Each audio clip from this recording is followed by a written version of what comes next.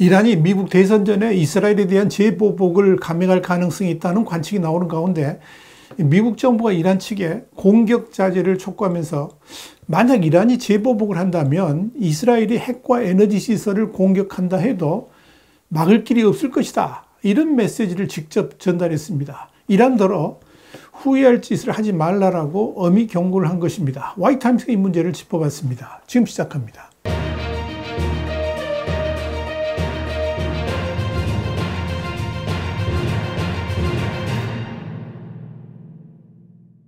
미국의 인터넷 매체인 악시오스는 3일 미 당국자와 이스라엘 전직 당국자를 인용해서 조 바이든 행정부가 이스라엘에 대한 공격을 개시하지 말라는 경고를 이란에 최근 직접 전달했다. 이렇게 보도를 했습니다.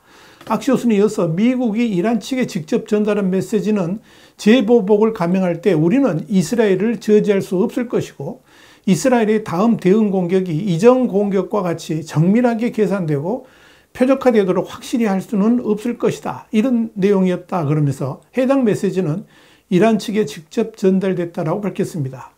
악시오스는 미국과 이란의 이 같은 직접 소통은 거의 공개되지 않는다. 그러면서 이번 메시지를 주목할 만하다.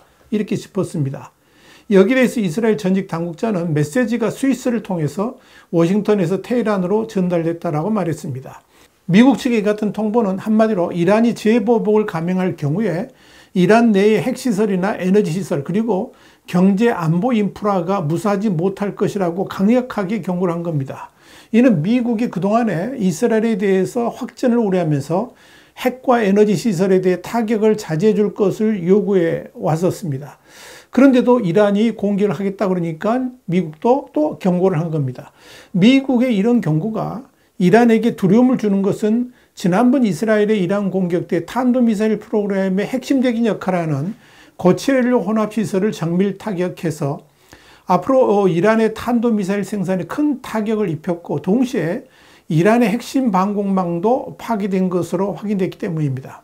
악시오스는 당시에 이스라엘의 이번 공격으로 테헤란과 이란의 핵 및 에너지 시설을 보호하는 전략적 위치에 있는 S-300 방공포대 4곳도 타격을 입었다라고 보도한 바 있습니다. 그렇다면 이스라엘의 공격을 이란이 방어하기는 쉽지 않을 겁니다. 앞서 뉴욕타임스는 현지 시간으로 1일 최근 이뤄진 이스라엘의 이란 본토 공습에 대응을 예고한 이란이 며칠 내로 이라크 영토 안에서 이스라엘을 공격하기 위해 준비하고 있다 그러면서 이란 본토 내가 아닌 이라크 민병대를 통해서 이스라엘에 대한 재보복을 감행할 것이다. 이렇게 밝힌 바 있습니다.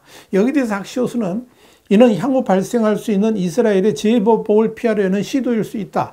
이렇게 짚었습니다. 한마디로 이란이 재보복을 했을 때 이스라엘에 이어지는 보복에서 이란 영토는 공격 대상이 되지 않도록 이라크의 민병대를 시켜서 보복하도록 하겠다는 얄팍한 수를 썼지만 미국은 이스라엘이 이란 본토를 대상으로 무자비한 공격을 감행하게 될 것임을 예고를 한 겁니다. 이런 흐름과 관련해 카린 장 피에르 백악관 대변인은 전날 이란이 대응해서는 안 된다는 점을 매우 명확히 해왔다 그러면서 만약 그리한다면 우리는 이스라엘을 계속 지원할 것이다 이렇게 밝혔습니다.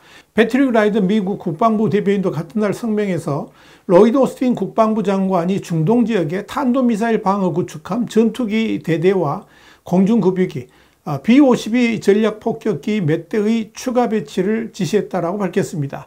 라이더 대변인은 중동에 있는 미국 국민과 병력을 보호하고 이스라엘을 방어하며 억제와 외교를 통해 확전을 방지한다는 약속에 따라 전력 증강을 결정했다 그러면서 이번에 배치를 지시한 전력이 중동 지역에 도착하는 데는 수개월이 걸릴 예정이며 이 지역에서 작전을 수행하던 에이브럼 링컨 항모전담은 중동을 떠날 준비를 하고 있다고 밝혔습니다. 미국은 중동 지역에 확전 우려가 커진 상황에서 최근 이스라엘에 사드 포대를 보내고 와스프 상륙 준비단 및 해병 원정대에 동부 지중해에서 계속 작전할 것을 지시하는 등 전력을 보강해 왔습니다.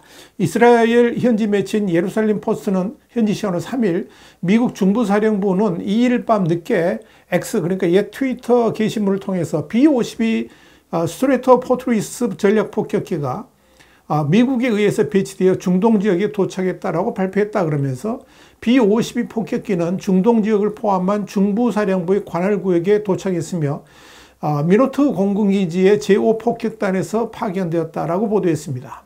미국 공군에 따르면 B-52 스트레이터 포트리스는 다양한 임무를 수행할 수 있는 장거리 중폭격기입니다. 또 미 공군은 B-52가 초음속 이하 속도로 비행할 수 있으며 전 세계 정밀 항법 기능을 갖춘 핵 또는 정밀 유도 재래식 무기를 운반할 수 있다고 밝혔습니다. 미 공군은 이어서 전쟁에서 B-52는 전략적 공격, 근접 항공 지원, 공중 차단, 공격적 대공 작전 및 해상 작전을 수행할 수 있다고 덧붙였습니다.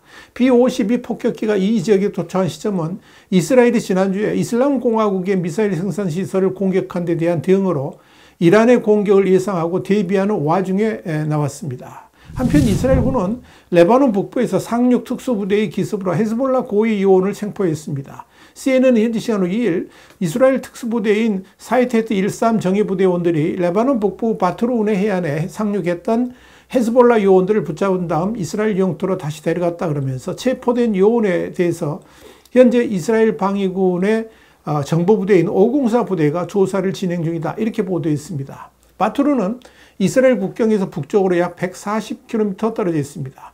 여기 대해서 레바논 국영 NNA 통신은 소속을 알 수 없는 군인들이 무장한 채로 바트룬 해안에 상륙한 뒤에 인근 오두막으로 진입해 레바논 남성들을 납치하고는 모터보트를 타고 바다로 사라졌다라고 보도를 했습니다.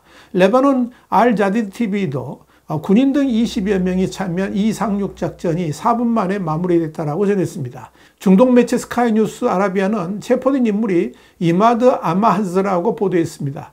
또 알자디드 TV는 레바논 해군 장교인 이 아마하즈가 헤즈볼라와 연관됐을 가능성이 높다라고 짚었습니다. 여기에 대해서 와이넷은 한 이스라엘 소식통을 인용해서 체포된 이는 헤즈볼라 무기에 대해서 상당한 전문적 지식을 가진 고위급 요원이라고 설명을 했습니다. 이와 함께 이스라엘군은 레바논과 가자 지구에 대한 공습을 지속했습니다. 이에 대해서 AP통신은 레바논 동북부 베카 계곡 일대에서 1년의 이스라엘군 공습으로 최소 52명이 숨지고 72명이 다쳤다고 레바논 보건부가 밝혔다라고 전했습니다. AP통신은 이스라엘이 최근 동부 바알베크와 그 주변 지역에 대피령을 발령한 후에 공습을 강화하면서 피난길에 오른 주민은 6만 명에 달한다 그러면서 키안 마을을 비롯한 레바논 남부에서도 이스라엘군 공습은 이어졌고 전날 새벽에는 수도 베이루트 남쪽 외곽 나이에 지역에서도 며칠 만에 공습이 제기됐다고 밝혔습니다. 이와 관련해 이스라엘군은 전날 성명을 내고 가자지구 남부 칸 유니스에서 차량 공습으로 하마스 정치국 고위 간부 이스 알딘 카사부와 그의 동료를 사살했다 그러면서 카사부는 이스라엘에 대한 테러 공격을 실행하고 지휘할 권한이 있는 중요한 고위급 인사였다라고 주장을 했습니다. 이스라엘군 공습에 헤즈볼라도 로켓포 공격으로 대응했습니다. 로이터 통신이 이날 레바논에서 로켓포 3발이 발사돼 이스라엘 중부 샤론 지역 티란 마을에서 19명이 다쳤다 그러면서 헤즈볼라 공격으로 이스라엘 중부 여러 지역에서 사이렌이 울렸으며 일부 발사체는 요격됐다라고 밝혔습니다. 이와 관련해 하마스가 통치하는 가자지구 보건부는 작년 10월 7일 전쟁이 발발한 이래로 팔레스타인 43,259명이 숨지고 10만 1,827명이 다쳤다라고 밝혔습니다. 하마스는 통상적으로 사상자 집계에서 민간인과 전투원을 구분하지 않습니다. 또 레바논 보건부는 같은 기간에 레바논에서는 2,897명이 숨지고 1만 3,150명이 부상당한 것으로 집계를 했습니다. 레바논 보건부는 사망자 중 4분의 1이 여성과 어린이라고 덧붙였습니다. 화이트하우스 국제정세 분석의 주북이었습니다. 감사합니다.